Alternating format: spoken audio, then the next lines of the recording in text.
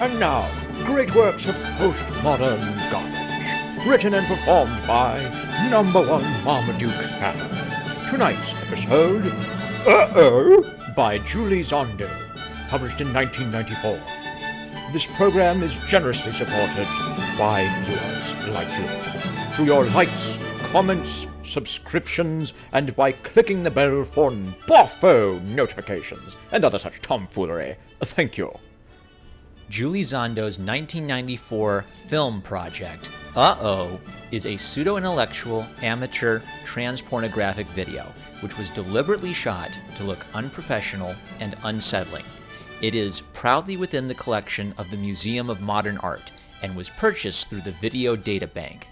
According to the Video Data Bank, her work investigates the intermingling issues of power, sexual identity, and desire.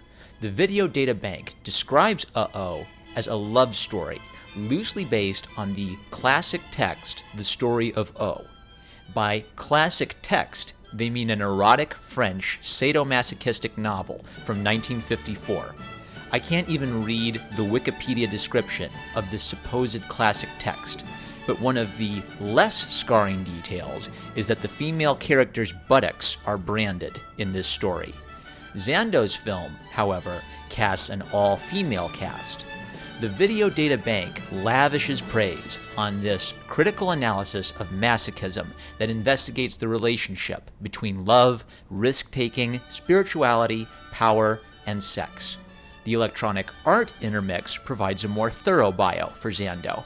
Julie Zando explores identity, desire, and the construction of a female self through a complex and provocative discourse on power, analyzing the psychoanalytic, social, and personal dynamics of women's relationships as lovers, friends, mothers, and daughters. She examines subjectivity and sexuality in terms of manipulation and submission, exhibitionism and voyeurism, masochism and victimization, obsession and dependency.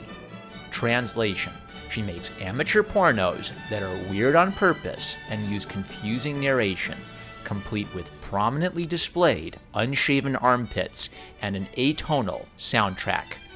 Direct, raw, and self-revealing, Zando's personal dramas probe the structures and paradigms of power, demonstrating how phenomena as disparate as love, narrative, and exploitation are used as vehicles of control. Interweaving narrative dramatizations and documentary devices, her works reveal an acute awareness of the psychological dynamic of storytelling and the act of recording. Translation: Zando is obsessed with politics and power in film, and her works are experimental explorations of this political idea. Quoting Zando, "The camera acts as a tool that directs and controls desire. Its frame forever enslaves the self in a game of passion." After describing her educational background, the EAI lists Zando's awards and accomplishments: a Maya Deren Award from the American Film Institute, as well as grants and fellowships from Media Bureau, New York State Council on the Arts, the National Endowment for the Arts. Pause. Clap warning. The National Endowment for the Arts. This program has been generously supported by taxpayers like you. Thank you. We continue. Zando has also been honored by the New York Foundation for the Arts, director of Squeaky Wheel, a media resource center in Buffalo from 1986 to 1989. She has taught at the School of the Art Institute of Chicago and the University of California, San Diego, and in 1990 was artist in residence at Buffalo Seminary High School. A high school. We continue. Zando's videotapes have been exhibited at festivals and institutions, including the American Film Institute National Video Festival, Los Angeles Contemporary Exhibitions, LACE, Japan 1989 Video Television Festival, Tokyo, Worldwide Video Festival, The Hague, the Museum of Modern Art, New York, the Brooklyn Museum, New York, and the Second International Video Festival, Kuopio, Finland. So, here are my questions. Which projects of Zando's received financial support from the National Endowment for the Arts? was it one of her transgressive pornographic amateur films? When she was at the Buffalo Seminary High School, was she asked to share her work with high school students? Were high school students required to view any of her work as part of their class requirements? When parents paid money to support their children's education at the Art Institute of Chicago and the University of California, San Diego, were those parents aware of Zando and her artistic accomplishments? Did the students learn something in Zando's classes which justified the cost of tuition to these elite establishments? Were avant-garde pornographic films ever shown in class or assigned as required content for these college-age students? If you did not pay tuition to learn at an institution under Julie Zando, have you or your children been taught about Julie Zando in the context of art and film classes, where she is presented as an important artist, one worthy of a student's time, energy, and attention to study and imitate? I cannot watch Julie Zando's Uh-Oh because it's filth. But I can show you a clip of what the Museum of Modern Art, the Art Institute of Chicago, the University of California, the Buffalo Seminary High School, the American Film Institute, the Media Bureau, the New York State Council on the Arts, and the National Endowment for the Arts consider to be a critically important film, a work of serious artistic merit by an artist worthy of funding and prominence in institutions paid for by you. You should pay for this. Rene would often bring O to the basement of the rock pile, where his friends would stage parties.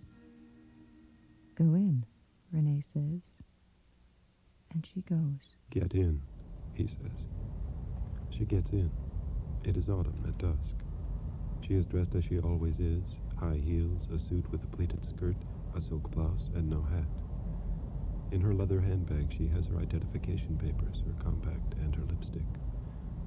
The taxi moves off slowly, Renee still not having said a word to the driver.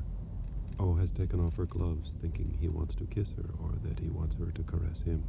But instead he says, "Your bag's in the way. Let me have it." She gives it to him.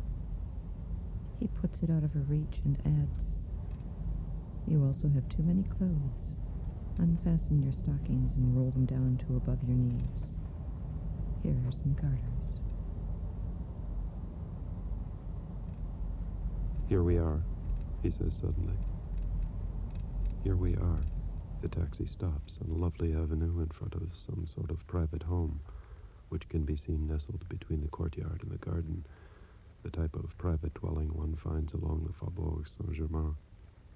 The street lamps are some distance away, and it is still fairly dark inside the car. Outside it is raining. "Don't move," Renee says. "Sit perfectly still." Another version of the same beginning was simpler and more direct. The young woman was driven by her lover and an unknown friend. The stranger was driving. The lover was seated next to the young woman, and it was the unknown friend who explained to the young woman that her lover had been entrusted with the task of getting her ready, that he was going to tie her hands behind her back, unfasten her stockings, and roll them down, remove her garter belt, her panties, and her brassiere, and blindfold her. She would then be turned over to the chateau where, in due course, she would be instructed as to what she should do. I can't show you the pornographic aspects of this film. I can't even watch this film. But you bet your Aunt Sally that I don't want to pay for things like this film. With that, I am sincerely yours, #1 Marmaduke fan. If you like what I'm doing on this channel, please consider supporting me on Patreon. You can also help this channel grow by liking, commenting, subscribing, and clicking the bell icon to receive notifications when future videos are released. Down with the NEA, I love you guys, and I'll catch you later.